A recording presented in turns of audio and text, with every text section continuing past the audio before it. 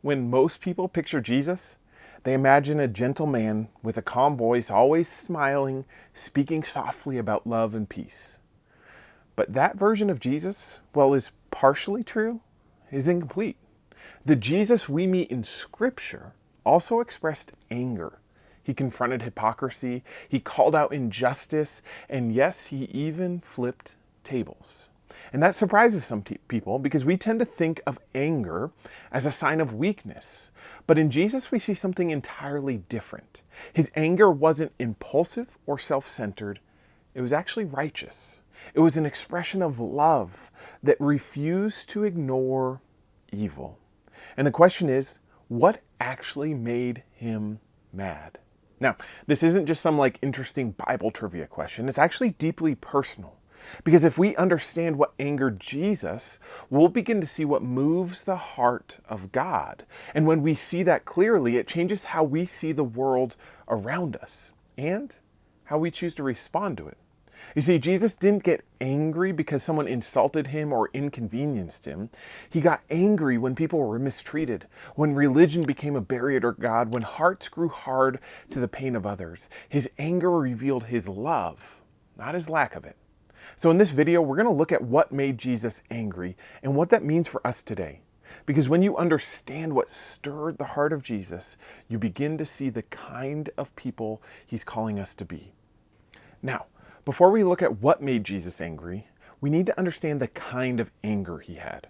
Because when most of us think about anger, we think about losing our temper. We picture shouting, slamming doors, saying things that we later regret. And that kind of anger almost always leaves a trail of destruction behind it. It's reactive, it's impulsive, and it's often rooted in pride.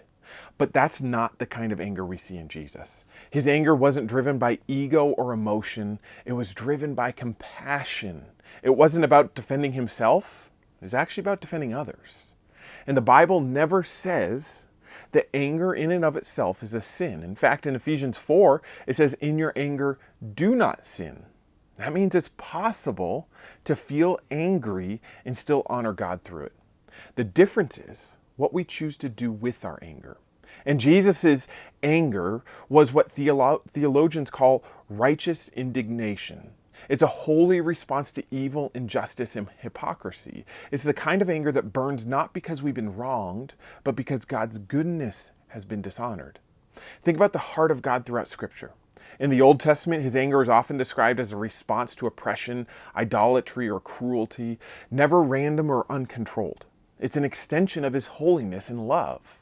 And the same is true of Jesus. When he got angry, it was because sin was destroying what God created to be good.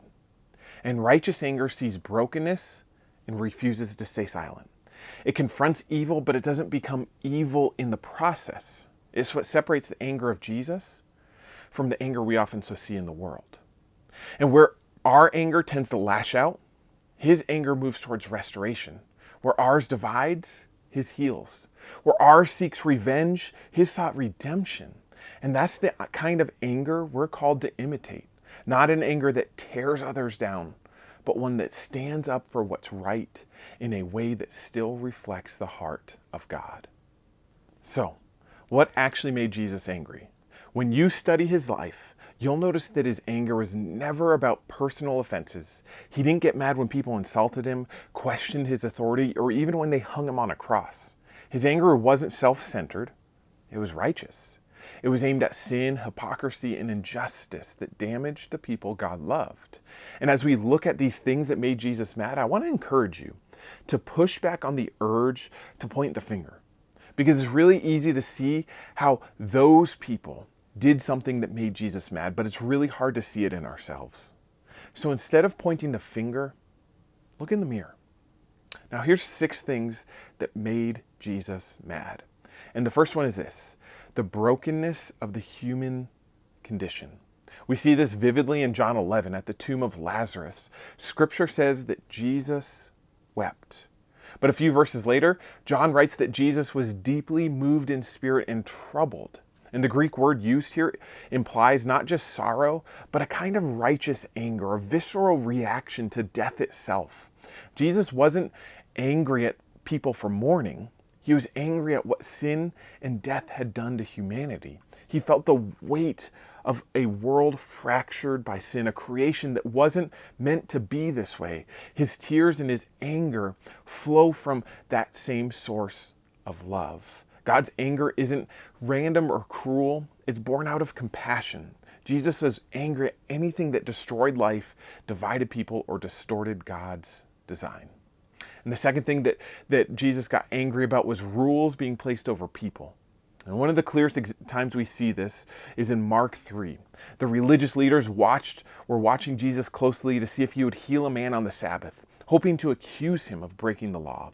And in verse 5 it says, he looked at them in anger, deeply distressed at their stubborn hearts. Their obsession with rules had blinded them to what the law was actually for. The Sabbath was a gift, not a prison. It was meant to bring rest and renewal, not restriction.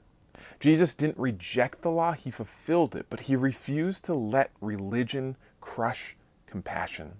His anger here wasn't against God's commands, but against the hardness of the heart that missed the heart behind them.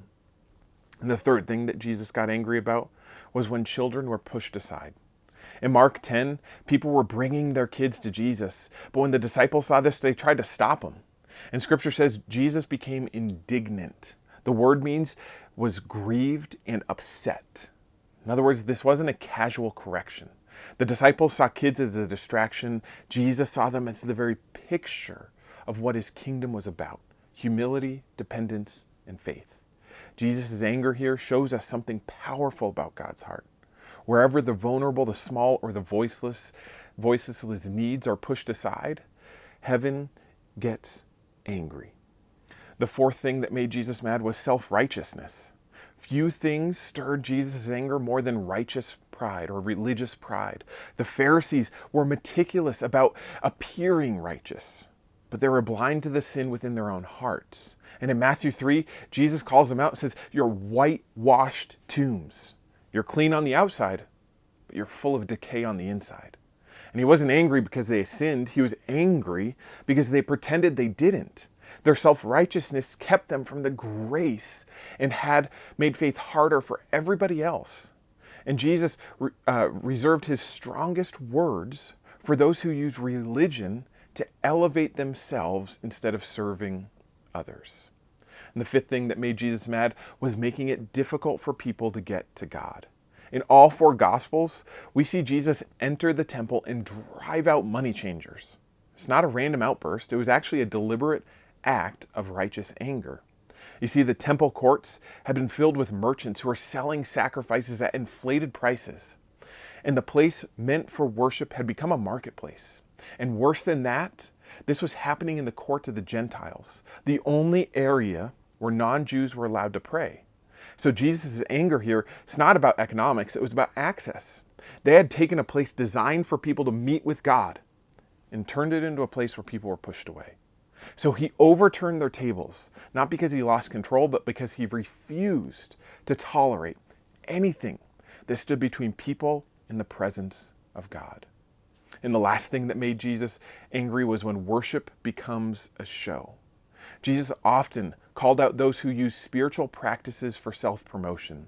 In Matthew 6, he warns against giving, praying, or fasting just to be seen by others. And that's not an explicit moment of anger, but it's an absolute moment of confrontation. The problem wasn't the practice, it was the motive. They were using devotion to draw attention to themselves rather than God. And Jesus condemned that kind of hypocrisy because it empties faith of meaning. You could say his heart burned against any form of worship that looked holy but lacked love. So, what does all this mean for us today? When you look at the moments that made Jesus angry, you start to see a pattern emerge. His anger was never about protecting his pride. It was about protecting people. He didn't erupt over insights, betrayal, or personal pain. He absorbed all of that on the cross. What moved Jesus to anger was when people were mistreated, when truth was distorted, when access to God was blocked. His anger wasn't driven by ego, but by love. And that's the key difference between our anger and his most often. Most of our anger comes from a wounded pride, from when somebody disrespects us or inconveniences us or disagrees with us. So we flare up, we get angry. But Jesus' anger came from holy compassion. He got angry for the right reasons, in the right way, for the right purpose. And that should challenge us. That should shape us. Remember what Ephesians 4 says, in your anger, do not sin. Paul isn't telling us to never get angry. He's telling us that it should lead us to someplace good. Righteous anger doesn't destroy, it restores. It drives us towards healing, not revenge. That means when we see injustice, we don't look away. When someone is marginalized or silenced, we speak up. When religion becomes more about an image than mercy, we call it out. But we do it with the heart of Jesus, anchored in love. That's the kind of anger the world desperately needs right now. Not outrage that fuels division, but conviction that leads to change. The kind of anger that fights for people, not against them. And ultimately, all that points back to the cross, the place where God's wrath and love collide. Every ounce of righteous anger towards sin was poured out to Jesus so that grace could be poured out on us. The anger that should have fallen on us was absorbed by him. And that's the full picture of his heart. So if you want to know what makes Jesus angry, look at what breaks his heart. If you want to know what breaks his heart, look at the cross. That's where his anger meets his mercy. And maybe that's where ours needs to meet his too.